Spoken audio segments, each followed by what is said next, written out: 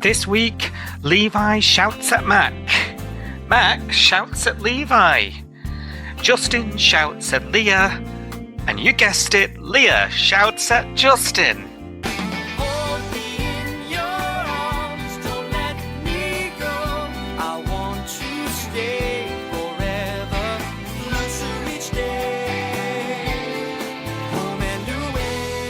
What is wrong with you? Seriously.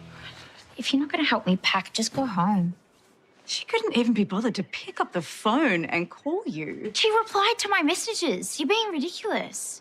I'm being ridiculous. Okay, fine. Let's take a look at Mum's responses, shall we? No, Dana. No, you said, sorry to hear about Dad. She said, thanks. Then you said, can I call you to talk? And she said, not a good time. Yeah, maybe it isn't a good time. And then you asked if she wanted you to come and visit. And she said, if you want. If you want. You'd think someone that hadn't seen their daughters in a decade would be more interested. This is something that I need to do, so can you please just give me some privacy?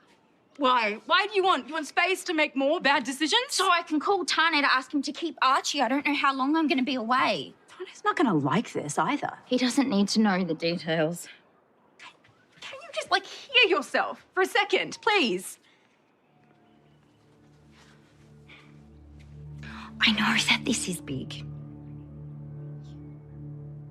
But I need to find out if she's changed. I need to know if she is stable enough to meet her grandson.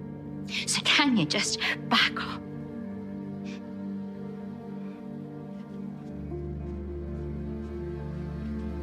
We are Si and Sophie. This is Coastal News, a home and away podcast, your weekly episode companion podcast for your favourite Aussie soap. Right, so back again, episode 2 of the new season of Coastal News. How are you? You okay? I'm all right. How are you doing, love? Oh, I'm not bad. I've got a bit of tinnitus. Oh, no. Yeah, everyone's been shouting all Shouting. week. Yeah. Well, Leah. Every episode. Shouting They at have a each bit. other. I think Yeah. I put a tweet out earlier in the week when I was like, just to recap, this person's angry, that person's angry, Cash ate a burger, and I don't know what else happened today. That's about it. Honestly, just there's just a lot of conflict, let's say, going on, isn't there? And although I like the show when it's I think it does this sort of stuff well, but I think we've just got a lot of the same on different story threads happening together. There's the light and shade sort of imbalanced a bit at the minute, I would say. Definitely. I mean, it comes to something when the light stuff was provided by the bloody record label. Do you know what I mean? Yeah, true. Yeah. So how was it for you this week, home and away? Yeah, I mean, it's one of those weeks where I've enjoyed it as I've watched it, but then thinking back, I'm like, I can't really name that many moments that made me go, oh, that was a good thing, or I really enjoyed that. It was just one of those good weeks in terms of things kicking along, bumbling along, but there was no big drama. There was no. If you said to me, what was your best moment from this week, I'd struggle to remember. Nothing stands out. Yeah, apart from John coming home, which was probably the highlight of the week, to be fair. Yeah, you're right. And I think he's here to save the day because it's been very somber and we've been in this weird sort of grey mood, I would call it. And I think, thank goodness he's back to save the day. Things are looking up. Yes. Did you feel the same way then about the week as I did? Yeah, I did. Every storyline really is still where it was. As you said, nothing's really progressed except from the characters are sort of stuck in this fight. It feels like, Yeah. And it's even, there's collateral as well, like characters that are not even, Maz hasn't even got a story, and even she nearly got pulled into one of them this week vis-a-vis Dana. So it's I'm on edge. But I don't mind storylines on this show when they're like that. I think they're really well written. And because I think this is one of the better acted soaps, I I think the actors do really well with it. I think the performances have been great, so I enjoy that aspect of it.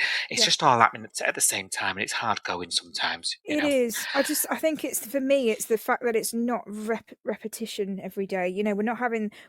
We might still be angry. Like Leah might still be angry, but she's not saying the same things every day. She's not doing the same thing. Yeah. Doing thinking the same things, or you know, the fact that she's escalated and gone down to the coastal news and been arrested, it's moved that storyline on from her just sitting in the house being sad. If she'd done that for 3 episodes, I think I would have got annoyed.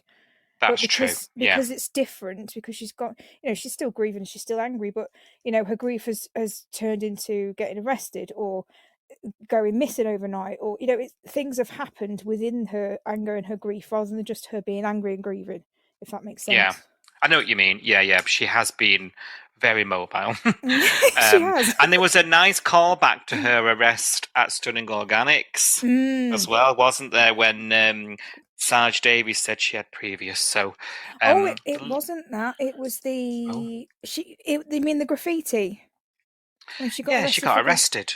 Yeah, was that not what he was referring to? It wasn't Stunning Organics. It was still Kirby, but it was when the company that was it. Changed the picture of Kirby. You know, they photoshopped her, didn't they? That was it. Sorry. Yeah, you are right. Well done. Well remembered. Yeah. She was some sort of public unrest. She was arrested for, and she's done the same again. Yeah. Thank you to security Stu on reception. Did a cracking job stopping her getting in. Oh dear. I've been asking, sort of polling on the Twitter, sort of like a new thing we're doing, what people are thinking of the week, and I must say it's the voting is pretty scattered around. I'm asking people to sort of rate the number of surfboards, and there's it's pretty much 20-ish% on each one between 1 and 4. So people are sort of divided on the sort of scale of how they feel about it. And I think it's because, like I say, although it's tough going, I think you enjoy the performance. Yes. Yeah, I think the writing's good at the minute as well. Yeah. And if there's a character that you're not so keen on that's getting a lot of airtime at the moment, that's always going to affect your mood. Of course. Yeah, of course it is. Yeah. Right, before we get into it, just a little bit of admin for you, because we need to say a massive thank you to listener of the pod and regular contributor on Your Say on the Bay, I must say as well, and that is the very loyal listener and the very lovely Sam, who has taken and gone on to our Buy Me a Coffee link, which is on all our show notes, isn't it? And donated to us. Thank you very much, Sam. Thank you. We were blown away. Thank you. You don't have to do that, and appreciate. You know, you always give us great feedback about enjoying the show. It's nice to have you with us, and thank you for your contributions to the podcast. Let alone that it's just blown us away. But thank you. We don't really promote that. We have it as like a bit of an option to tip us, don't we? Yeah. But we get a bit awkward around it. So we're not doing it for the dosh, are we? Let's face it. No, it's a nice gesture. If you did want to do that, that's really nice. Thank you, Sam. Yeah, really, thank you. Admittedly, we probably won't buy coffee with it. If it does go towards any beverages, it'll be stiffer. Because that's how Sophie likes it. Or we'll put it into the pod is normally what we do in sort of the running and upkeep of the pod.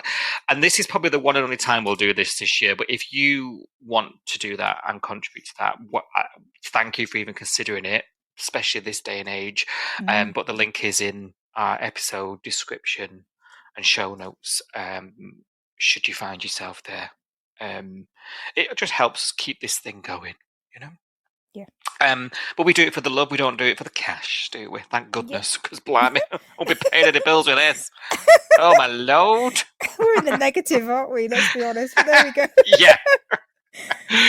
Oh dear. Right. Do you want to talk about this week's Home and Away? Might as well. I'm here now. Yeah, let's go. Let's do it. Mac's back. Return of the Mac again. Mm. She's not happy, is she? She's been summoned back by another phone call from Eden to say her fella got arrested. You remember Levi punching that patient last week. Highlight of the week. And she's through the door, she confronts him about it immediately, doesn't she? She's come back with this attitude. She's ready for a fight. She's not really looking beyond the reasons why he's like this, and she's not really, I don't think she's in a space to really reflect on herself at the moment, is she, with this? No. And I'm putting that lightly. She tells him, the reason she's home. She wants him to explain it to her, and how much trouble she's in and what's going to happen. A row soon erupts. And I must say, I think I'm with Levi here when we do this, and it'll be interesting to see your thoughts, because she's like, he's at it, what are you doing? She's all saying to him, why did I even bother coming back if you're prepared to throw your life away? Because of course he tells her that he's going to plead guilty. I mean, the guy did it with a load of witnesses. He can't not, can he? Do you know what I mean? No. He saw red, didn't he? Yeah. She doesn't want to talk about it. Levi feels hurt. Everyone's getting upset. He's saying to her, you disappeared on me, refused to speak to me, didn't answer my calls. Is there even an us? And I think they are really valid questions to ask her, given what she did. Yeah. Where are you at? Exactly. Yeah. So from what we kind of can infer from what we've seen on screen, she's not been answering the calls when he's called her, but she has been having chats with other people. Like she's been having chats with Marley. Marley, yeah. So it's like, why are you sort of freezing him out? And I don't get it. Like, if I was Levi, I'd be really annoyed. And he's not really annoyed with her either. Like, he's annoyed with her sort of while she's away, but he's almost relieved that she's back and, like, is happy to see her. But then immediately she starts having a go at him, doesn't she? Whereas I'm like, I'm sort of thinking it should be the way around. It should be Levi having a go at you, really. But he's not. He isn't doing that because he's giving her some grace and going, I know you're feeling this and you're feeling that and the other. She's not doing that back. She's not got that empathy back to him. It's a bit strange. Yeah, it is. It is. And look, we're not. This is, I've said this a few times now. This story is about making. I think is what I'm understanding it to be. Is making us see this from the male perspective when this happens. And I think this is an interesting way because I think the first time this happened, it was very sympathetic to Mac, the storyline. I think the storyline was, I mean, Levi was bending over backwards for her. Then, this whole IVF thing, he's doted on her, hasn't he, through it all? Yes. And then it's all now on fire and she's shut down from him. And I think this is about his perspective and I'm enjoying it, but I'm also getting irate and I am responding to it. Maybe it's because I am a fella, I don't know. Yeah, I don't know. I just think I'm having a strong reaction. If she can act like that, imagine if he did the same. Imagine if he acted the way that she did. We'd get absolutely nowhere because both of them would be angry, shouting at each other. He's having to not be the shouty one because there's no room for him to be angry. Yeah. He's got to sort of take whatever she's throwing at him. Yeah. And his anger's kind of secondary to that. Like he should be angry at her, but he can't be, can he? Yeah, exactly. Because in her eyes, she'll always be above that. She'll always come, her feelings are first. And there's nothing wrong with feeling that kind of selfishness, but it is part of her trait, isn't it? Yes. And it just feels amplified given what's happened. Now she scoots off to work because they get interrupted with Marley, and she's bumping into Tane, and then she has to tell Tane about the baby loss, doesn't she? Which then makes her run back home, and then another screaming match ensues because she's like, you were supposed to tell everyone. And this is the part where, for me, that turn of redemption, where I'm just thinking, is she going to relax and realize she's been a bit of a cow and he's going to forgive her? And this was the part for me where I was like, is there any coming back here? Because she screams at him and then not only does she say, you promised to tell everyone, in other words, I ran away so you'd have to deal with people and I wouldn't. Mm-hmm. And that's not all on him, right? No. She needs to bear some of that as well. As shite as it is, she's got to bear some of that, right? And if not, like, both go away. Like, Yes. do you know what I mean? Like, you're supposed to be a team, and he says that to her multiple times. Instead, on top of that, she says, well, it's okay for you. I'm the one that lost the baby. You swanned off to your sister's wedding. Holy moly. That's the moment, isn't it, that gets Levi, and he's like, you insisted I went. How dare you? You know, he storms out, doesn't he? Yes.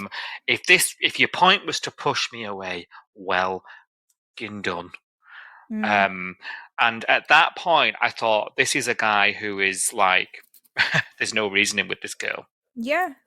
I mean, there's so much he could have thrown in her face. I mean, that whole "you pasted a smile on and went to the wedding" thing. I was like, Oh, I literally was like, oh, because she's pasted a smile on for the whole time she's been at Dean and Ziggy's. You know, pretending that everything's fine. You know, yep. she even admitted it to Tane. She was like, oh, I had to, you know, sort of, kind of, I don't know, like pretend that I was happy when I was holding my niece, you know, because I was dying inside, but I was having to put on a front. And I was like, yeah, so you're allowed to put on a front, but you're saying that he pasted a smile on and went to his sister's wedding. That really annoyed me. But Yeah. also, like, he's done really well not to throw stuff back in her face. The thing about the Tane situation where she said, oh, you should have told him because, you know, I told you to tell everybody, and so I didn't have to deal with it. We wouldn't have had to tell Tane anything if she hadn't told Tane too early. That, I know this is like he said, she said, whatever, you Yeah. know, shoulda, woulda, coulda, but she told people. They were, first of all, they agreed to keep it quiet, didn't they? They found out she was pregnant. They said, let's keep it quiet, you know, not tell anybody, because, you know, things can happen, and normally people wait till 3 months, don't they?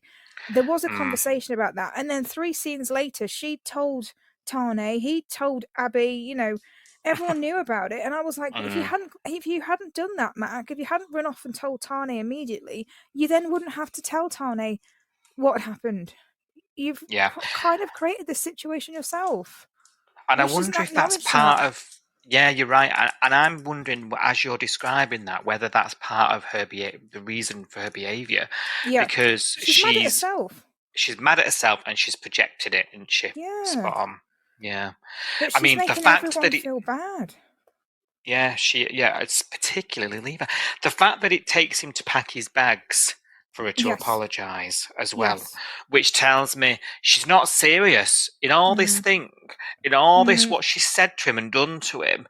It was just because she was angry at everything, rather than and she, like, it was just to hurt his feelings. And it's like, Yes. you've gained nothing out of this, and then the second you're going to end up on your own, it's all about her still.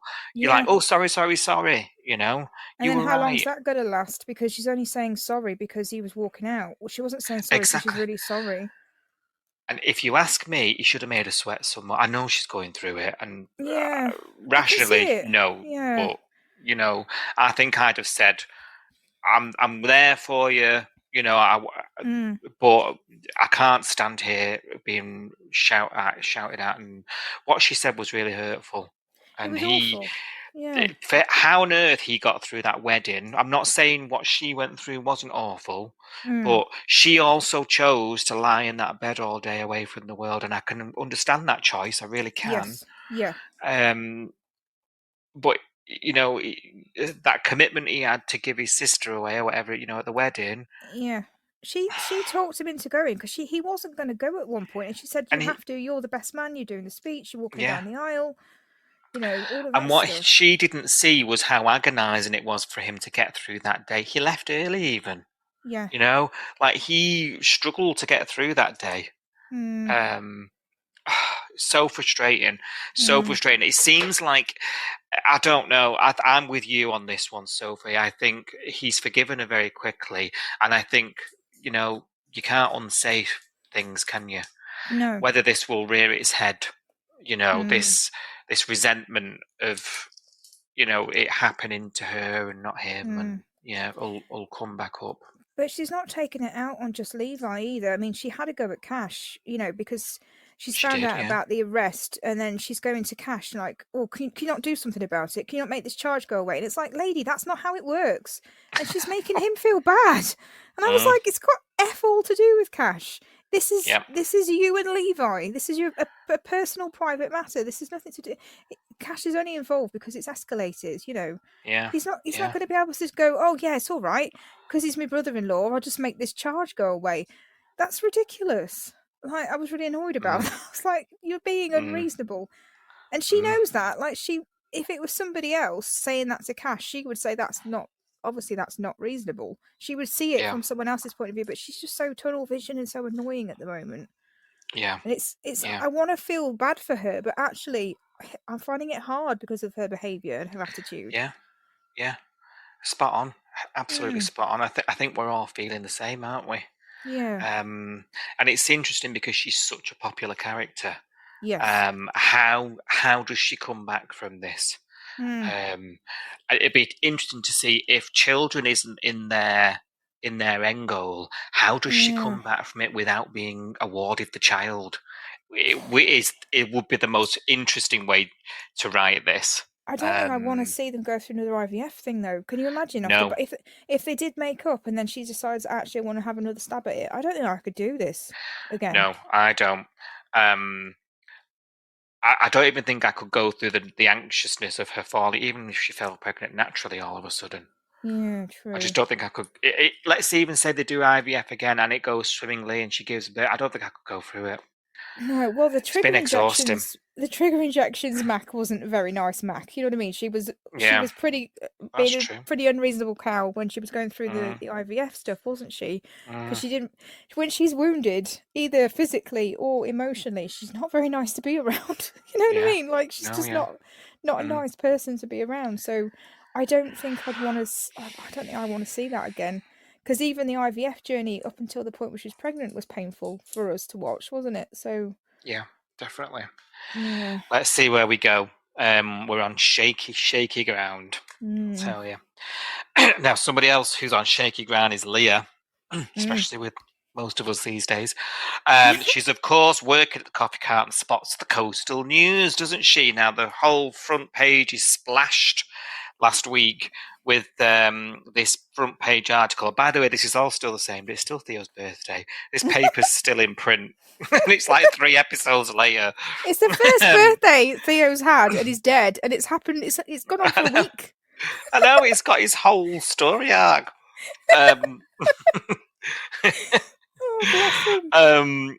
And of course, you've seen it. It's very Lacey favourable. Leah is fuming and storms up to the surf club and unleashes hell to Lacey, doesn't she? You know, you're not a hero. You're the reason he is dead. And then Alf shouts at her, and then I choke because I gasp on my Weetabix. Because Alf's like, oh, you know, you don't. We've seen Alf shouting at drongos and the youth a lot, haven't we? But we don't see him sort of reining in some of these longer term characters very often, do we? No. Yes, that was scary. It doesn't matter who you are, doll. You don't shout in the surf club. That's what the lesson is. Yeah, just reinstalling himself as king of the surf club there, wasn't he?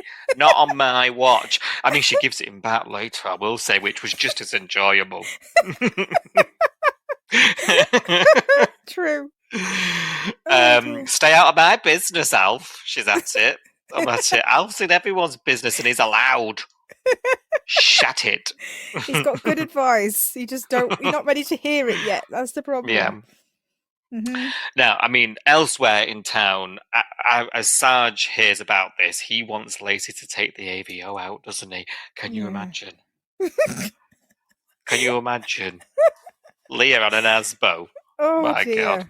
Can't go anywhere near her.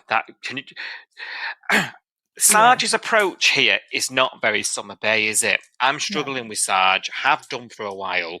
But this is aching back to Cash trying to give Alf a speeding ticket. Do you know what I mean? Oh, it's that like was Rose. Oh, Rose, oh God, what am I doing? Don't you besmirch my Cash movie. It was Rose. I do apologise, and I stand corrected. My memory. Don't come Sorry, at my cash. Sorry, Cash. I'll make it up to you. No, you won't. Yeah, but you know when it's just like city Yeah. cop doesn't really understand. Like you don't go giving your neighbours Yes. AVOs, do you? Come on. Yes. And What's he playing at? it highlights to me the fact that the Langhams have got very short memories because they've just gone through the exact same thing with their own family. You know, they've had a car accident that has ended in someone in the family dying, and someone else being responsible for that accident, or we thought they were, and then someone else accusing them and shouting at them and having. I mean, let's be honest. The first time we saw Jo in the bay was when Lacey slapped her around the face. You know, because they had That's that very true. big bust up outside the surf club. I don't remember David saying that Jo needed an AVO. That's true. Oh yeah, he's got double standards as this fella, hasn't he? I don't like his policing. Do you know what? I don't. There are times when I don't mind him as a character, but now I think about it, it's when he's not on the job. He's a hypocrite. Yeah, it's his rules for you, but then he gets to break them when it's himself. Now I'll tell you what's interesting. Cast your mind back. Do you remember Lacey warning us about that? Oh, right at the beginning. I do now you've said. Yes, well remembered. Yeah. See, I remember something. I just don't remember who gave Alpha back. But Speeding ticket. Oh my god! You're falling apart, aren't you? I think we just need a little reset on this episode. We're two episodes into the year and we all need a holiday. Oh, these breaks, they don't do any good for me. No, they don't. It's January, doll. We're all a mess. Where were we? Where were we? I don't know. Oh, Lacey warning us. Right. So she did say, didn't she? You know, through dialogue with other characters that, you know, he might portray to be the rules guy, but he'll bend him when he wants to. And you're right. So yes, I do. I don't remember who she said that to. Was it Theo she said that to? I can't remember. Or it might have been Leah, actually. Yeah, do you know it might? And do you know there was a whole big thing about discretion, and then this week he uses the same words, doesn't he? Yes. Because Leah is not happy at all. She doesn't know about the AVO, thank God, and hopefully, you know, Lacey does say, "I don't want to even go down that road." She gets it. She gets it. She needs to see us. She wants to be able to go and get a coffee in a flat white. Do you know what I mean? So Leah's feeling like no one's standing up for Theo, only her. She phones the Coastal News to try and get them to reprint the front page. I mean, that was like the horse has bolted on. It's on everyone's bloody kitchen table. Do you know what I mean? Yeah. And then she ultimately ends up going down to the Coastal News office and trying to get in there to speak to the editor, causing a scene. It's off screen for us, thank God, because I think I've been falling over laughing. And she gets arrested, and this is when she's then back in touch with David at YCPD, isn't she? And he says it's a second offence now. This should be prosecution, but he makes a big deal about police discretion. So it's another example of perhaps David making a decision that might benefit himself and his daughter. I'm expecting him to want leverage on the way she's speaking to Lacey now. Like, I've scratched your back. You could have been doing prison time for this, or you could have been paying a massive fine. Can you just lay off Lacey a bit? He's going to want something in return, is my feeling. You've got a point. Yeah, definitely. Yeah, he's got that in his back pocket then, hasn't he? To any time be able to show that card. Yeah. Or even he to kept Justin. leaving the room. Yeah. If you could ask Justin a favour, because he can say, well, there's that time I helped your missus not go to prison, you know. Yeah, he's got that now, hasn't he? So it'd be interesting to see when he plays that card. We'll have to make a note and keep an eye out for it. In between all this, let's talk about this Sonny sitch. Because Leah has been playing PlayStation with Sonny. And she refers to him as Theo. And Justin's a bit like, You just said Theo. Oh, slip of the tongue. Now, we've been sort of saying, or last week, I'm going to say for a couple of weeks, but we've only been here 1 week.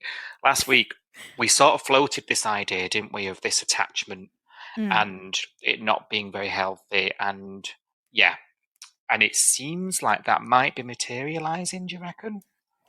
Oh, I'm not really sure what's going on here, because the first sort of slip of the tongue where she called him Theo, I kind of just thought it was an accident. You know, you do that, don't you? Especially when your brain's all over the place and you say the wrong name or whatever. And I think if I was Justin, I would have just left it. I would have made a mental note. Like, we could have seen him kind of react like, okay, I heard you say the wrong name, but I'm not going to mention it because I'm going to give you some grace. Because the reason why I'm saying that is it was the first time in ages that we'd seen her smiling, and although she was annoyed when Justin came home and the fun was kind of over, which is horrible actually when you think about it, but she was Yeah. still in the same room as him. She was still talking to him, and she was, you know, kind of more upbeat than she has been with him. And he kind of ruined the whole thing by going, yeah, you just said the wrong name. And she was brought back into the grief again. And then she went and locked herself in the bedroom. And I was like, I think I would have done that differently. I wouldn't have mentioned it. I would have clocked it, made a mental note, you know, and if she did it again, which it looks like she will be doing it again, then I would have spoken to her and said, okay, I think there's an issue here with the Sonny thing. I think, you know, are you hanging out with him because he's, I don't know, a sort of substitute Theo? You know, is there Yeah. an issue? Is there a problem here? He went in a bit hard and fast with it, didn't he? Yeah. I think that might have been more for our benefit. Oh yeah, Like it was. this is where it's going. Yeah. But yeah, in reality, I think I agree with you. I do in Justin's shoes. I think I'd have been a bit like, a bit odd.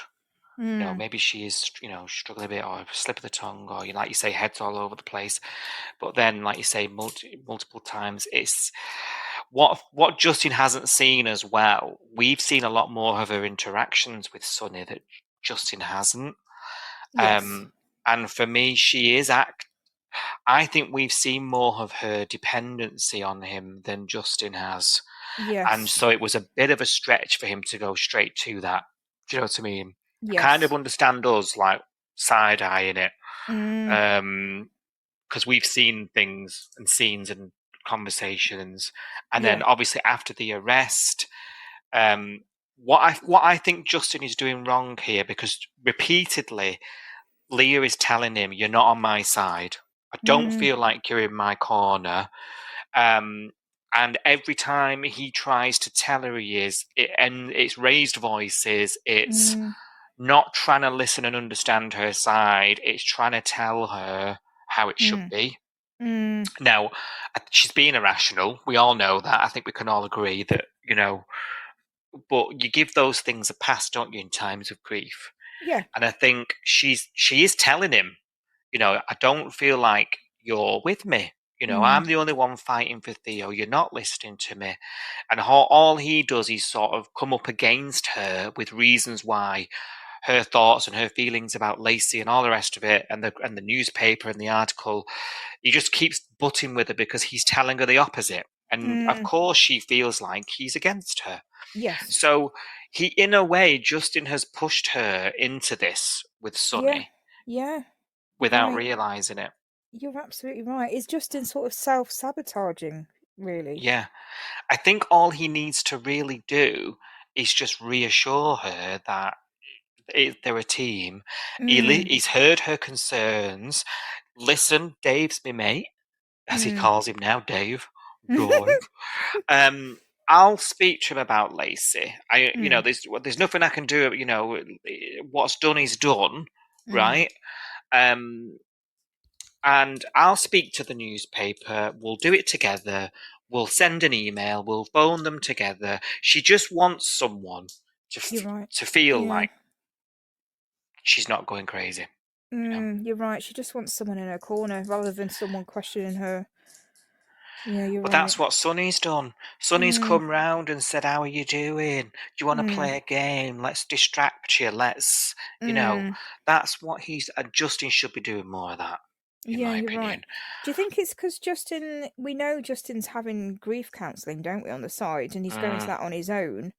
Do we think he's processing that because he's got someone to talk to about it, and he's getting a not closure because it's not that, but closer to accepting his feelings, and I don't know, and Possibly, yeah. she's just There was a spiraling, isn't she? there was a comment, wasn't there, like a throwaway comment about everyone processes it differently or something. So you might be onto something there, because as well we're not really privy to what the counselling, what he's been saying there, do we, or what what advice he's getting there? But No, but he seems he's more definitely together. more, he's definitely more detached from it and sort of able to objectively look at some things, like the newspaper article was always going to be there, and it's always no one's given an interview, was always going to happen. That's what newspapers do. She's Yes. not at that point, is she? No. And to back up what we're saying here, Leah spends the night with Sonny, talking all night with him about it all. Something that perhaps she should have been doing with her husband. Yes, definitely. And this is where I've got So, concerns, because although it's nice to see Leah and Sonny have a relationship on screen, because I do think they work well together, and I do enjoy seeing their scenes, and I think her having him as a confidant is a good thing in terms of keeping Theo alive in her memory and that kind of thing. But I do think we are getting into dangerous territory now, because Sonny's friendship with Leah is sabotaging Sonny's life. So she's getting a yeah. lot out of this. She's getting like this person that's there at the drop of a hat that she can go and talk to and feel better. And, she says to Justin, "Oh, he makes me smile, makes me forget about all the shit that's going on." But what's Sonny getting out of it? He's letting Remy down this week. He's letting Dana down this week, and he's getting like Justin rolled up. Yeah. So Yeah. Sonny's not benefiting from this friendship with Leah at all. He's actually sabotaging his friendships with his girlfriend, and his Remy and Eden, and Justin's not happy with him. So it's like, it's making me feel a bit uncomfortable. Yeah, you're right. It's funny because a friend of the pod, Tamsin, who listeners will know, asked me in the week when this went out, like, what do you make of this Sonny situation? And I said, I think he's blind. I think he's walking blind. I think he's clueless. I think he's just trying to be that guy. He's trying to be a nice guy.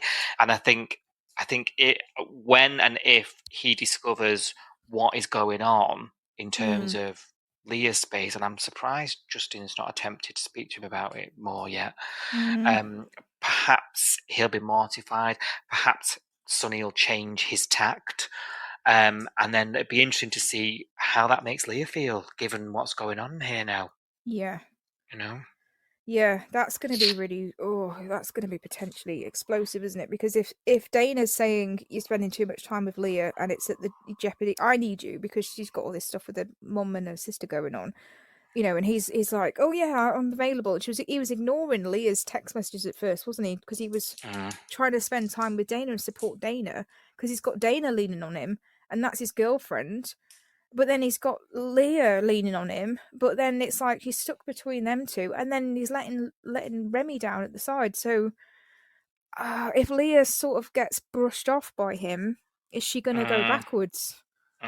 Because he's going to have to say, look, I want to be there for you, but you can't lean on me this much. You're going to have to lean on Justin or whoever, or Marilyn, or anybody, Mr. Stewart. She's not just like Justin said.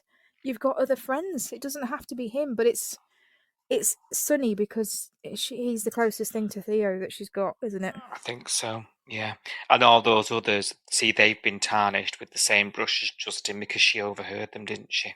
Oh yes. Talking. Yeah. So she genuinely feels like she's on her own, which is sad, really. And I did start to turn a bit towards the end of the week in terms of sympathy.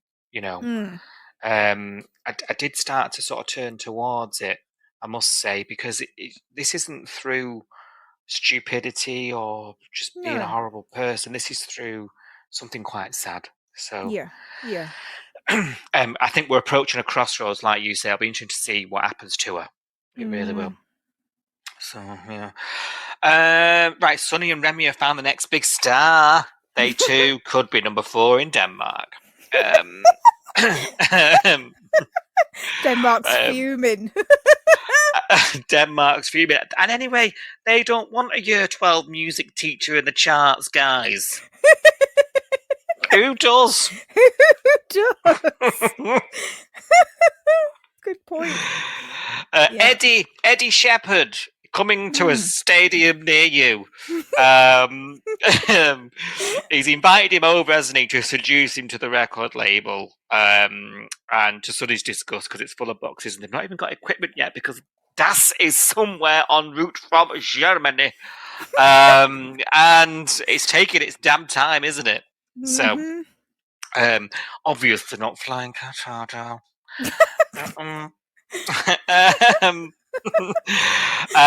So Sonny's got this big plan. They're gonna hire a boat. They're gonna do a charter boat. No one mentions the Black's Land. Perfect opportunity. Why did no one think of that? And it's all going to be good. And just as it's about to happen, and they're going to go into this massive meeting, it's going to be the first artist they sign. Sonny gets summoned to Leah for reasons we've just discussed at length, right? So he's late, and Eddie's arrived, and instead Eden's there getting the whole tour of Back on Track Records. So they start this big sort of piece of theatre about how amazing it is, and she's like, "Yeah, this bar really inspires my songwriting."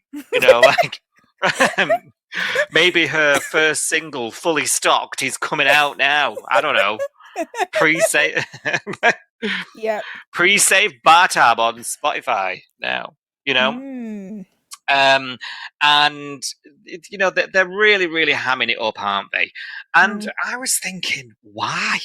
The guy's just told you he's unsigned. He does a few gigs on the side. He's actually his passions are his kids at school. He's a teacher. Like, is he really serious about signing with the label? He didn't say that to me. No. I was really confused. I'm glad you said the same thing, because I think I said something on a tweet along in the week, and I was like, why are we trying to schmooze and why are we lying so much to somebody like who, from what I can make out, is just some guy they've seen sing in a pub? You know, he's not like he's not like someone that's got like 5 potential record deals in his pocket and he's trying to pick one of them and go with the best label. They're not trying to like poach him off someone else. He's not the next big thing. He's just someone that Remy has seen play and was impressed by. And I don't know, I think it was all a bit up in the air. And I did tweet this week, and I said I think it feels a bit weird, like that Remy's coming across as so nervous and beggy for this guy.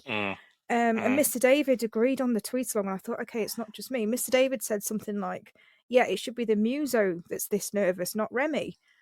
Yeah, because Remy's the one with the cash.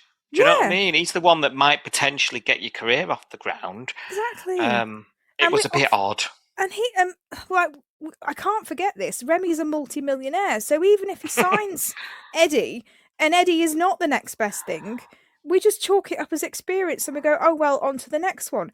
If he falls flat on his face, Remy's not losing anything. I don't think. He just gets the next one. He's not going to go bust. He's got millions in the bank. I don't get it. It is a bit weird, isn't it? It's weird. It should have been Eddie trying to say, "I'm your guy." Listen to, you know, I mean, he just a sing song for us, doesn't he? You don't see him play guitar, though, did you notice? No, yeah. So we just see his face, and I was like, he's not even touched that guitar once, because we've not seen his fingers at all. Yeah, it was a very close up, wasn't it? Yeah. You know, it was a bit weird. We're going to have to Jenny it, right? They really want him for some reason. Sonny then sort of says, look, listen, this is all bollocks. Like, not Sonny, Remy, sorry. Says this is all a load of rubbish. Like, we're not even finished. I've not even got anything to record anything on. That's somewhere between here and Germany. And I've got no other artists either. Like, this is it. A couple of boxes and a bar. And it does make Remy look a little bit unprofessional, a little bit sort of wet behind the ears when it comes to this stuff. But so is he. So they're a perfect fit for that reason and that reason only. Do you know what I mean? But if he'd been open about it, if he'd said that at the beginning, if Remy had said, "Look, my background is playing in bands and producing albums, and this is the first time I've decided to branch out on my own, get my first record label, and I'm just setting it up now, and I was starting to go out and scout for people.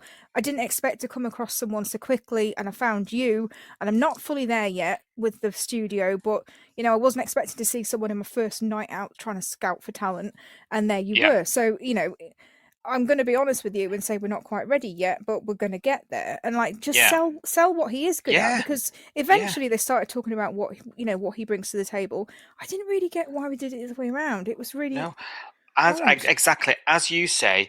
A music teacher from the rural blooming Australia is not going to have Virgin Records and EMI knocking at the door, is he? So that's your pitch. That's your pitch. It's like you're still going to be able to continue your passion. We'll nurture you. Whenever we're not ready yet, when the stuff comes, we'll work. I really like you. I really want to work with you, and we can grow this together, and it could be good.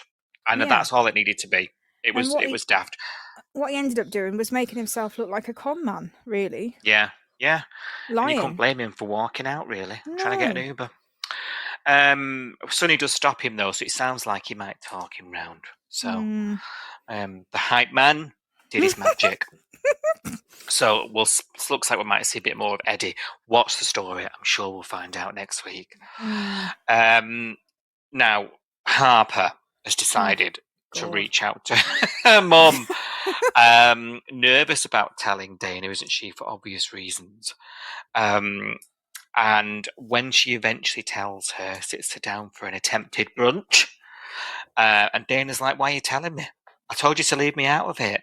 She's fuming, isn't she? I'm like, well, yeah, she did. She did say, "You do you. I want nothing to do with it. So why are you sitting her down and telling her?" She's right. She's right. But Harper can't make a decision unless somebody else helps her do it. Well, yeah, there is that, isn't there? Yeah. It is. She wants someone else to tell her, "Oh, yeah, let's do it together." She can't do it on her own. This is why she frustrates me. I'm like, if you want to do something, you crack on and do it, love. You don't wait for permission from someone else. Just go and do it. Because what she really wants is for Dana to agree with her and say, "Go ahead, then text her." And then when it all blows up, she can say it was both of them. It wasn't just you're right. Yeah, you are right. Sorry. I know you, Harper. I've seen you. I know you. I know your game. You have been seen. So after talk, this is the right, and Harper ends up because of this behaviour. Harper complicates things for herself because now Dana's wound up about it again, whereas Dana had closed it. Dana was like, whatever. She'd already done the turmoil week before last and said, right, you do you, I'm out of it. I've tried to tell you, I'm done. And then Harper could have gone and done it and found out herself.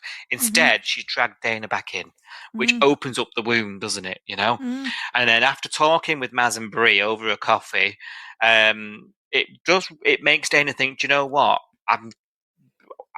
I've changed my mind. I need to reconvince her not to do it. And I'm like, this was all closed, Dana, for you. Yeah. And thanks to your sister, we're here again. So we're back at the house and we're begging her not to do it. Too late. Harper's already texted Mum. And the response, I mean, I'm not paternal. But even I wouldn't have done that. I send nicer texts to my every lady than she sends to her daughter. It's awful. Yeah. And she throws parcels at your face. She throws them at the door, she throws them over the fence sometimes. If you can see her. Yeah. If she can be asked getting out of bed. Yeah. Nevry, as we call them in this house. What's going on here? The message back is something like, what do you want? Yeah. What do you want? Can I phone you? If you want. It's very teenager. Dana's fuming. It's like the roles are reversed. It's like she's trying to get a teenager to come out of his room. You know what I mean? And like, do you want to come downstairs and eat dinner with you if you want? It's just. Yeah. It's not what you. I've got to say though. No, it's not. But I've got to say, this does excite me a little bit Oh, yeah. because we want a Cheryl Braxton type, don't we? We want a down and out mother to come, Yeah. who's really. We don't want someone who's reformed and doesn't, because we know Dad didn't really look like he was young, but like we don't want someone to be like, my daughters are trying to win them back, and we want it to happen a different way, don't we? Because we prefer that kind of character. It's more interesting. Yes. So we sort of need her to be really, is it unmaternal, immaternal, dismaternal, not maternal? One of those. Yeah. That's what we want, right? Because that's more interesting. I think I was expecting, because I thought the first question was really interesting. The what do you want? So it implies that she thinks her daughter would only contact her if she wanted something. And I thought maybe that says more about the mum than it does about Harper. Maybe the mum would think, I would only contact you if I want something. So you must be contacting me because you want something. And then I thought, what could the mum want from Harper? And maybe that would have been interesting. Like if Harper had texted her and then the mum had been more keen, but only because she wanted to like sponge off her or rob off her, or you know what I mean? Like there was some reason why she wanted to get in touch with Harper that was not a nice reason, if you see what I mean. But what do you want? I was like thrown by that because I was like, that's not what I was expecting, I'll be honest. Yeah, same. I was expecting it to be like, oh, I'm so glad you got in touch. Like, like let's meet up. And then I was expecting it to be different, and then Dana struggled with that. Yeah. That's where I expected to go. It sounds like what we're gonna get is a mother who, as Dana puts it, has not been there.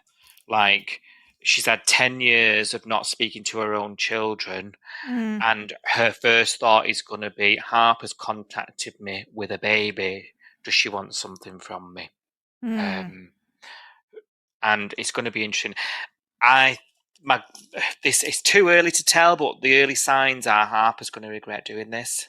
I hope we get to meet Mum, and I hope she's a cow, because that is so much more interesting to watch.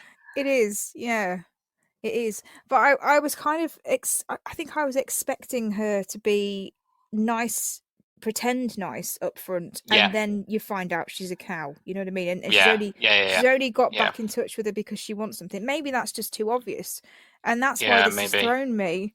Because it's just the what do you want? Yeah, you can come and see me if you want. Not like, oh, she's not groveling. She's not trying to mend bridges, or she's not even giving any details of her life. Like she says something like, I can't. She said, can I call you? And she said, it's not a convenient time or something. She's not said, oh no, I'm at work, or oh no, I'm looking after so and so, or whatever. There's no reason why she can't call. It's just like, no, not right now. Very closed off. I was like, oh, this is interesting, but it is. I mean, when I actually sit down and think about it and the details, this is someone who hasn't even told them that their dad's died. Yeah, that's true. Hasn't even tried to contact them, as far as we know. No, and normally, you can have. We've all got families, right? If there's a feud or whatever, we've all got we've all know what we're talking about.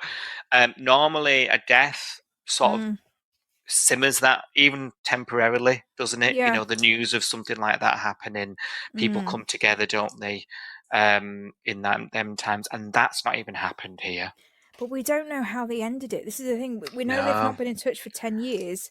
But if the last conversation they had ended up in Dana and Harper saying, oh, wish you were dead, or whatever, and then Dad dies, and they're like, well, you've got what you wanted, so, that could humanise the mother for us, the audience. Yeah. Because we don't even know what her relationship was with him, and whether there's grief there, what the grief looks like. I think this has become, or could become, one of the most invested stories we've got at the minute, actually. Yes.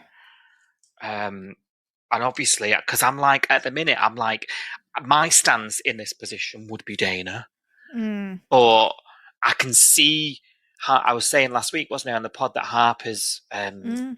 responsibilities are different now, and she thinks differently, and that's just something Dana can't comprehend, and I get that, but like, how does that work with their dynamic? And there's so many questions around, like you say, how they left the relationship with the parents, what their relationship was like between each other, and the circumstances around the death, because it's some rotten coldness, isn't it? Yeah, and it's made you feel for Harper, like having her break down, crying and saying, I need to go and do this, and I wish you could support me, but I'm just going to go and do it." Seeing those text messages that she's had from her mum, I mean, you'd have to be made of stone not to feel for her, that she's, imagine reaching out to your mum and you get that back. It's horrible. I know. So I did And feel for her. Imagine not acting on that, though, as well. She's damned if she does and damned if she doesn't now that text has gone. Because imagine getting those texts back and thinking, yeah, Dana, you're right. Let's leave it. You're then going to sit there and think that's what your mum last said to you. Yeah, that's true. And it does make you feel for it, because I'll be honest, I mean, anyone that's listened to any of the episodes that we've done on this podcast will know I'm not Harper's biggest fan. But this could be the storyline that makes me see her differently, makes me sort of feel that empathy with her, because she's not chasing after a man. She's not doing something. She's trying to build a relationship with someone who everybody wants a relationship with, her own mother, and to get rejected or get treated badly, you can't help but feel sad for her. Like, it's Yeah. It's relatable stuff is what it is. I think that's what it is, isn't it? It's family, relatable, character-driven stuff, and I think where we go with it could be fascinating. In my opinion, I think the actors as well, Dana and Harper actors, I think they can pull this off in a really enjoyable way. I think it's going to be good. I mean, even their conflict is good. They really have good chemistry, don't they? They do come across as that sibling relationship, don't they? Because you can tell they love the bones of each other, but then they wind each other up, and that's so relatable, because that's how you feel about your family. You love your family to death, but oh my God, nobody annoys you like your family at the same time. You know what I mean? Yeah, of course, yeah. You're spot on. Yeah, they've got it just right, haven't they? They're really believable as sisters. So it's gonna be interesting, because obviously they're on different sides of the line here, and I don't know. There's another element to it as well, where Dana is sort of letting Sonny in on it, but he doesn't really have time for her with what he's doing with Leah. And this, for me, I've just got one eye on that. I don't know if it's going to blow up, but I'm like, when he wasn't really there when Dana needed him to, and she was dead good about it, but like, he's able to make extra time for Leah. And I don't know whether there's something there that might spin off. I don't think Dana's got the patience for that. I mean, we've seen her patience run out with Marilyn this week pretty quickly. I think I would have bit my tongue a bit more, but she had to go at it. She's like, "Can't you tell I don't want to talk about this?" And I thought, this is showing her that she has got that quick temper. And if she decides one day that actually I'm not okay with you supporting Leah because you're dropping me at the expense of that, I don't think that. I mean, we've seen these two argue. It's not fun. Yeah, exactly. So I'm just keeping one eye on that, because I'm a bit worried about that. I mean, luckily, if she's doing any life saving, John's back. He's back. That's true. She's got a hotel pen winging its way. Did you notice the name of the hotel? I tried to translate it because it was like Hotel de la Redouille or something, and I think it translates as like budget hotel. Oh, does it? Yeah. I love that. Because Redouille means like cheap or reduction or like budget or whatever. Makes sense. I was like, I think that's meant to be the joke, that he stayed in like the cheapest hotel he could. Oh, well spotted. I love these little nuggets. Well done. Did make me laugh. He loved it, didn't he? He had his little Eiffel Tower t-shirt on. I know. Very little news about Irene other than she's doing well. Yeah, I mean, that's good, but I wanted a bit more, I'll be honest. I wanted him to come back and say I buried her. No, sorry. She's living on eternally in Saint-Tropez or something. She's had a Viking funeral in Capri. Yeah. Yeah, but no, she's doing well. So now we've still got to imagine her confused and lost in some Siberian campsite. It's true. Oh dear. I try to think positively. I try to think of her just swanning around eating croissants, a bit like the Traitors breakfast. She comes down every morning to the hotel, and she's Emily got in Paris or something. She's got flowers on the table. She's got croissants coming out of her ears. Smoking indoors. Yeah. Exactly. Wine all the tasting in champagne she can afternoon. drink. Exactly. That's how I like to imagine her. Yes. I will be Delulu, and you will not bring me down. Whereas I'm just like, kill her, then we know. But yeah, no, don't do it. She's gonna live on forever like Morag, and we're just gonna not talk. This is the thing with these. Hope so. Yeah, this is the thing with these characters. Very last thing to mention on the bill this week is Tane and Jo agreeing to keep things on the DL. They're back in that blooming motel again. I was hoping this was not going to be on the agenda. Sorry, it is only a small one. Or the agenda to be. Please. Ew, I know. Tane's definitely on her agenda, but anyway. Oh, I'm not feeling it. It's still a week later. I'm still not feeling this. No, well, I don't even think they're feeling anything either. Literally, when they're sat on the bed, they look miles apart. It just looks a bit weird. There was like them and like a pizza box and a bottle of water, and I was like, "This is all a bit. It's all a bit dirty." And I think even Lacey said that, like, back at the motel, that's a bit, seedy." And I thought, "Yeah, it is, isn't it? Like, yeah." It's not like a sexy, spicy. Oh yeah, we're sneaking around, and it just feels a bit dirty to me, but not in a good way. Yeah, it does. You're right. I agree. And this conversation about keeping it a secret for longer only added to that. And I don't know. Is it for Harper's benefit? Is that all we're doing it for? I honestly think it's Sarge, isn't it? It's Sarge, and Tane doesn't want to have to deal with the fact, because we had a Sarge and Tane moment, didn't we? Where they kind of met in Salt just briefly, as that one of them was coming in and one of them was going out. And he apologised, didn't he? Yeah, it was like, I shouldn't have had a go at you, and I shouldn't have conducted myself in that way, and it was unprofessional, because he went around and did his like, probation check or whatever, didn't he? And it was very unprofessional. Yeah. He apologised, but then he said, "But I stand by what I said about you and Jo. You're a mess. Stay away from her," basically. And I was like, "Oh," because we all know that they've already done the deed a couple of times in the motel. So I was like, I was cringing, like, oh, like, this is not fun. I've forgotten where I was going with this, but I had a point and I've forgotten what it was. We're keeping it a secret from Sarge because Tane doesn't want his head ripped off. Oh, that was it. Yeah, so Tane's doing it because he doesn't want his head ripped off. But then in the next sort of scene, he calls Jo back from the motel. He doesn't know that she's there because, we've kept that quiet. But Sarge is trying to do that, like, nice lunch thing because it's still Theo's birthday 10 days later. So we're having a lunch for Theo. And he says something really cringy about how Theo was a really nice bloke and that's all you want for your daughters. You just want them to meet a nice man who will love them. And obviously Jo's in the background knowing now that her dad doesn't approve of her boyfriend. Yeah. And it's all awkward. But also I'm sat there going, well, Theo was no angel.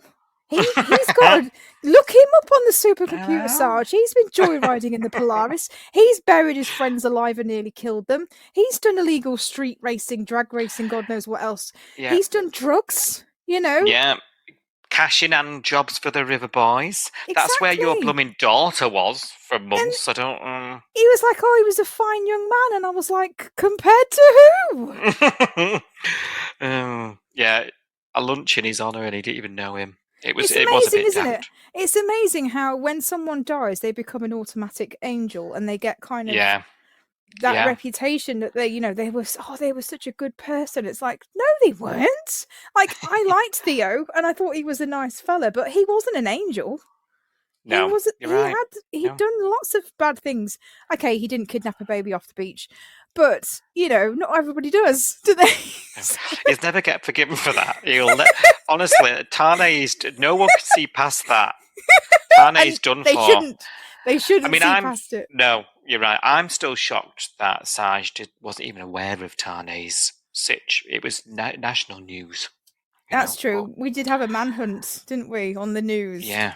He was hiding out at Cuzzy's house. Yeah. So it's all a bit far fetched, isn't it? But yes, we are going to head to a point where Sarge Dave's doing a bust at the motel and sees them or something, isn't he? He's going to be always dragging them out of bed. Shame. If he's stripes on his collar are worth their weight, he'll smell a rat before we know it.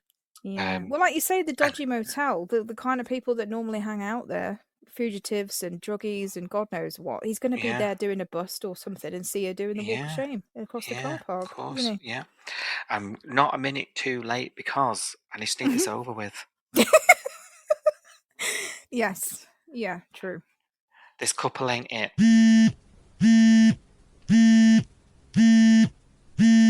Right, Si, it's time for the first Your Say of the Bay of 2026. My Say of the Bay?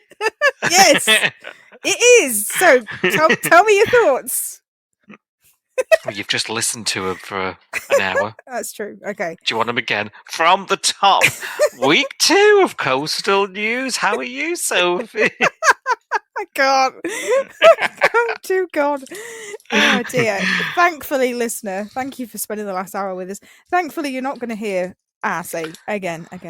This is actually the part of the pod where we want to hear from you guys. You've just heard what we think of this week's shenanigans in the Bay, but we want to hear from you, the other viewers out there that watch the show and listening right now. Some of you guys listening actually might remember that at the end of last year, we launched a new way of contacting us so that you can share your thoughts and your reactions, which is on our website. So coastalnewspod.com launched last year, didn't it?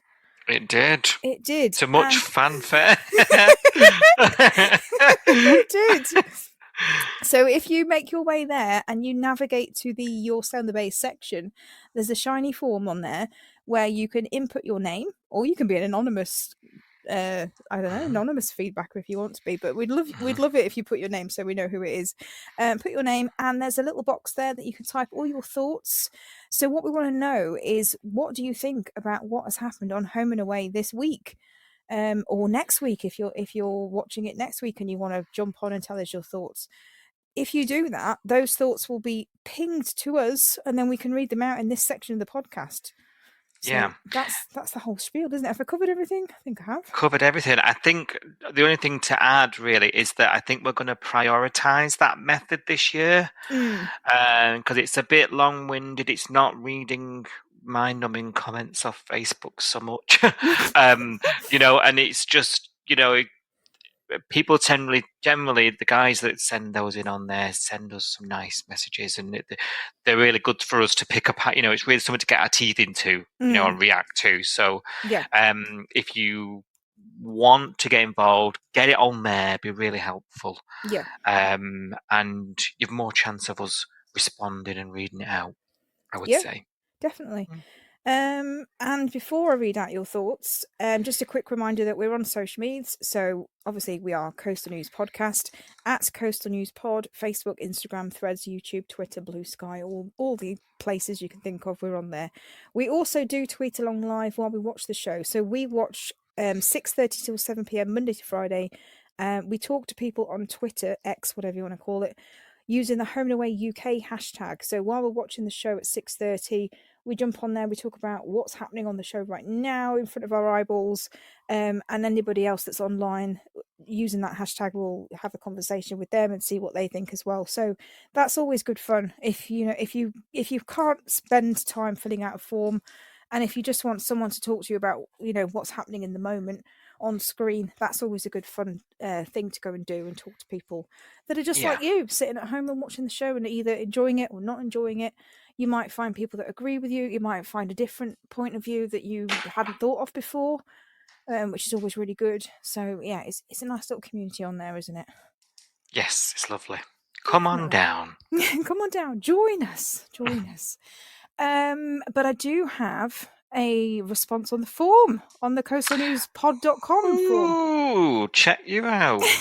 It's from Jacob. Hi, Jacob. Hello, Happy New Year. He does say that, actually. He says, good day and Happy New Year.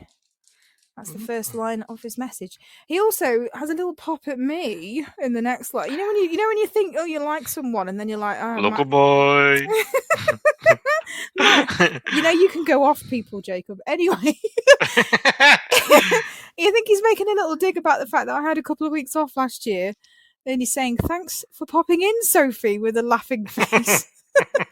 How rude. As my mum would say, you're not too old for a thick ear. Oh dear. All in jest, I'm sure. Hope you had a great Chrissy, he says. He's talking about Channel 5 to start with and the decision to take Home and Away off the channel and play it on 5-star. So he says, what's with this decision? They're also not adding the next episode, on demand before the day. What is the reason for this then? Now, I don't think he's understood what they're doing with the on-demand thing. So the on-demand thing, I think the problem is that people have logged into the app and they're getting confused because they've changed the way that they label the episodes on the 5 app, haven't they? So before Christmas, when they were uploading what they called the first look episode at 6:30, they were labeling that as tomorrow's episode. So if you logged in on a Monday, let's say, it would say Tuesday, and it would be Tuesday's episode. They're not doing that anymore because they're treating 6:30 as the pace and 6 o'clock as the catch-up pace. The days are lining up correctly. So when you go into the app now and it says Monday, it is Monday at 6:30 today's episode, not Tuesday at 6:30. And I think a lot of people are getting lost with this, aren't they? You can't blame them, can you? I know. Yeah. When it came back, because it started back on a Friday, which seems pointless now, really, when you think about it. It could have just waited till Monday. That would have, in the past, would have been labelled as Monday on the app, one day ahead. But there's nothing to be one day ahead of, isn't it, is what you're saying. Yes. So they labelled it Friday correct in line with that. So the days that it's labelled, they're not putting it on there. They've labelled it the correct day, haven't they? Yeah. So if you watch at 6:30, if you're watching at first look, what we used to call first look page, if you're watching at 6:30, then the episodes on there are the correct days. Exactly. And I've told you this. I mean, this is a prime example. Me and you've been talking at little length about this privately. I think it's really clever, actually, the way they've done this. They've sort of weaned people over to the other pace without a lot of them even realising it. Yeah, because I think a lot of people thought that they were putting the next day's episode on the day before, but they're not. They're putting... Oh, it's so confusing. They're putting today's first look episode on, but giving it tomorrow's day. Yeah. It is confusing. I can see why people are confused. I know, same. But if you're watching it on the app now, just watch whatever day is today's episode. Yeah, there's a new episode every day, 6 a.m. You don't have to do any logistics to work out. Okay, so today's Tuesday, so I need to watch Wednesday. It's nothing like that. It's today's Tuesday. I watch Tuesday, and Tuesday is 6:30 p.m. episode, and the catch-up episode now, crucially, is the 6 o'clock one. So if you're if you're logging in on a Tuesday and you want to watch the 6 o'clock one, it's called Monday. So it is confusing. It is. I know. Yeah. Yes. So he did ask, what's the reason for that then? Well, I don't think it's changed. I think people are not seeing the labels and understanding. The labels changed, not what's happening. Yeah. Yes. Yeah. And he's also raised the fact that Channel 5 let go of Neighbours. Are they about to do the same to Home and Away? Now, from what we've seen online, we don't think there's any risk to Home and Away at the moment. The numbers seem to be doing well. They put out a statement, didn't they, recently about the streaming numbers being higher than ever. So we're not going to panic about. No, they said it was something like 34% up or something. Yeah, it seemed quite Some high. crazy numbers. Yeah. So we're not worried currently, so I don't think you should be worried either, is the short answer. Have we got anything else to add to that one? Or am I don't think so. Just that we're not privy to Channel 5's decision making, I suppose. No, we don't know, Dal. We are completely unrelated. In fact, but we have tried. I would say that they would not endorse us, Dal. I would go out on a limb. I think we used up all our credits when we got the opening titles back for you. That's true, yeah. Which has made the episodes longer. And they do go on past 7 o'clock sometimes. But, reckoning your soap schedule. It doesn't matter, because the next thing that comes on is like, banged up. Pop this zip. Bang a what? Banged up GPs abroad or whatever. Yeah, on bailiffs. Yeah. Yeah. Nobody wants that. They want Home and Away. So he says, kicking off the new year with a complaint to you. Oh. Fancy sending your new reporter, Peter Rolfe, out to try and get the goss from the Summer Bay residents. That was low. Don't you think they've been through enough? Can I just say, Peter is in a different department to us, and I don't know why they keep picking him, Joel. Yeah. He's one of our best, though. He is, but he does like to rile people up the wrong way. Yeah. When there's a story nobody wants to do, we send him. Yeah, that's true. That's true. Right, now he's going to talk about Leah now. So he says Leah went to pick up Theo's stuff. She walks in on Sonny listening to music and asks, "Is that Lyric?" No, like it's another band that Theo was part of. What a stupid bloody question. It's true. It's true. Went right over my head, that. Yeah, I hadn't picked up on it either, but I did hear it was Matt Evans singing in the background. So yeah. Yes, maybe she just wasn't sure if it was her nephew or some other fella in a band. I don't know. Yeah, or some other fella who lives in town. Yeah, Eddie. Maybe it was Eddie's school music project. Who knows? He says, pretty cool seeing Remy's new studio. It's looking pretty sweet and nice tribute to Theo as well. Yeah, we talked about the Lush tribute, didn't we, last week? Yes, we did. Yeah, it's a nice location, actually, isn't it? I hope we do see a bit more of it. I love the fact that the location right now is literally just a bar and a patio. I mean, I love it because they're two of my favourite things. When people are like, "Are you outdoorsy?" I'm like, "Yeah, I love a patio. Love it." Yeah. Bit of decking. Yeah. So yeah, I do like it, not because it's a studio, but because at the moment it just looks like a mega stop. It looks like a bachelor's pad. I mean, he is literally living there, isn't he, Remy? It does look like his house. Yeah, it's a bachelor pad. Bar, darts. I'm surprised there's not a pool table. Maybe there is. I don't know. But it just that film Big, where Tom Hanks goes to the machine. It's trampoline like, and it's like his apartment. You know what I mean? Yeah, bunk beds and things. Yeah, exactly. Space Invaders, bunk beds, trampoline. What more does a 40-year-old need? Anyway, a giant piano. Exactly. There you go, Remy. Perfect.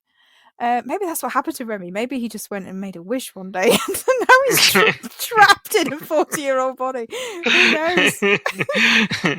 28. Oh yeah. I won't have you speak any other words. Sorry, apologies. Yes, I forgot. Jacob says, "I'm already fed up of Tane and Jo." Yeah. Is that what we're calling them? Tane and Jo, like banjo? Oh God, I've not even got to a ship name yet because this just can't happen. Yeah. Yes. Tane and Jo. We'll go with it, Tanjo. Jacob. We haven't got anything better, have we? Tanjo. Mm. It does sound like banjo, and banjos are quite annoying. I think that's quite a good vibe, actually. Yes. He says, just give it up. They don't look right together. We're all saying it, see? We're all saying it. Yes. It's nice to hear someone else saying it, though, because I'm like, am I being mean because I don't like them? I don't know. Yeah. I've not seen anything online of anybody into it. No, everyone's been saying that they just don't feel it. Yeah. No heat. Yeah. He also says, I noticed that Tane has got a new black Tommy Hilfiger t-shirt for Christmas. I didn't notice that. Well done for noticing. I have not spotted it, but yeah, I'll take your word for it.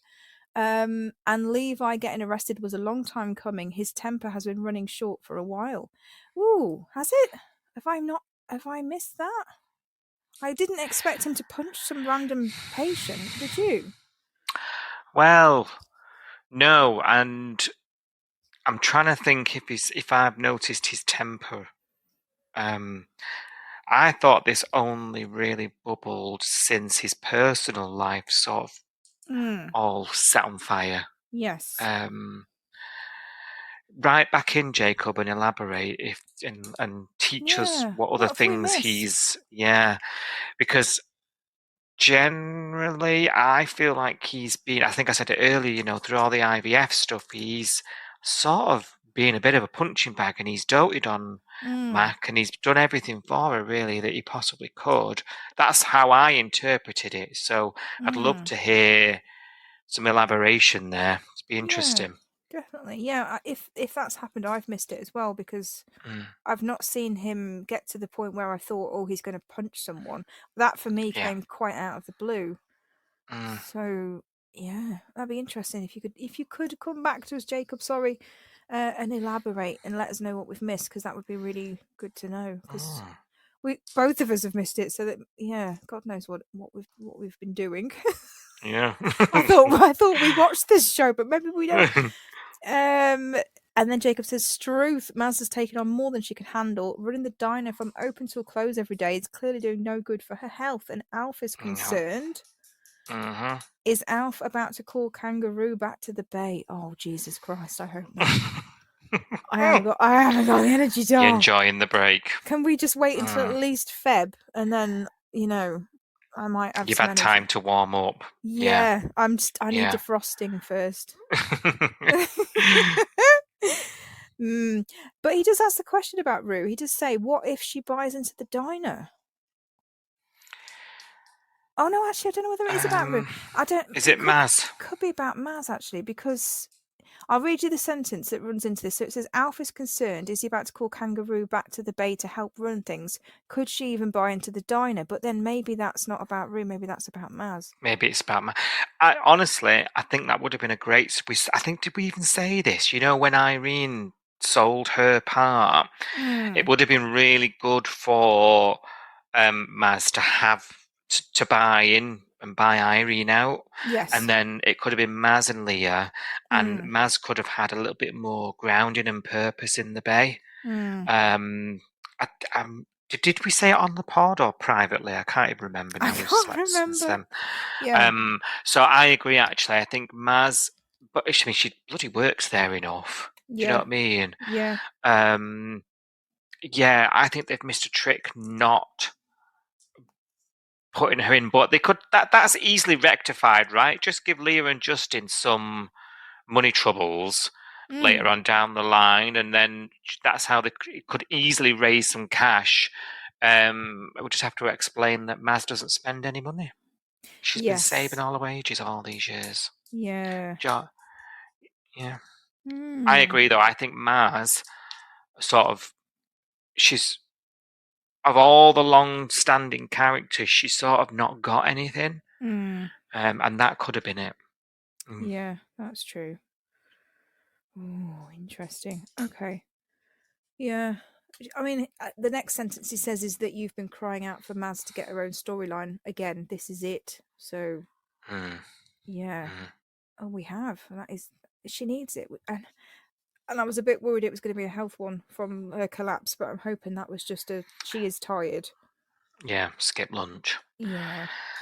Yes, by this point now, we've moved on a bit, haven't we? But yeah, let's keep our eye on Maz. I think it's time she got something this year. Let's hope it's good. Yes, yeah, definitely. And then the last sort of paragraph that Jacob's got on his message is, when are we going to WA? So Western Australia. So that is the Brax and Ricky storyline, isn't it? Which we know has been filmed because there was a big competition, wasn't there, back in September for a viewer to go and fly out to Australia, and they were going to get a tour of, I think it was Perth and Ningaloo, and there was a bunch of other places, wasn't there? And then they would go and see the filming of it somewhere on location. We've probably all seen the pictures of Brax in a cowboy hat because they've been all over social media, haven't they? So that was about 5 months ago, was it? Was it October? Was it 4 months ago? Yeah. We're not long off getting that, because normally it's about 6 months, isn't it, from filming to actually being on an air in Australia. So that if that's 6 months, they're about a month or so away from that, and then we're about a month behind. So I reckon about 2 months' time we might be seeing that. Do you reckon? Yeah. I think you're right. Maybe even add an extra month for good's sake, because there would have been production break over Christmas. Oh, good point. Yes. So maybe 3 months. Maybe about Easter time. Yeah. Yes. Maybe. That's that. Brax and Ricky. Don't know what they're coming back for or how it fits in with any of the stuff that's going on screen right now, or if it's standalone. No idea. But that's what that was, because Jacob's next question was, that wasn't for Cash's and Eden's honeymoon, was it? No, we can confirm that Cash and Eden went to Taronga Zoo in Sydney, because we've been there. Verified. And we recognised that giraffe. We had a little chat with him as well. So that was definitely not WA. That was just the Taronga Zoo. So it was. Yes, it was. I did enjoy that, though. I wasn't on the pod for the reaction to that honeymoon episode, and I watched it when I got back from holiday. And I remember you telling me, like, you have to watch the wedding, like the honeymoon episode, and like come back to me, because we'd been to the zoo, hadn't we? And you were like, we've been there. I did love it. I have to say. It was good. It was good. And then Jacob says, well, I think that's it from me. I hope to hear from you both again next week. Oh, God, that's ominous, isn't it?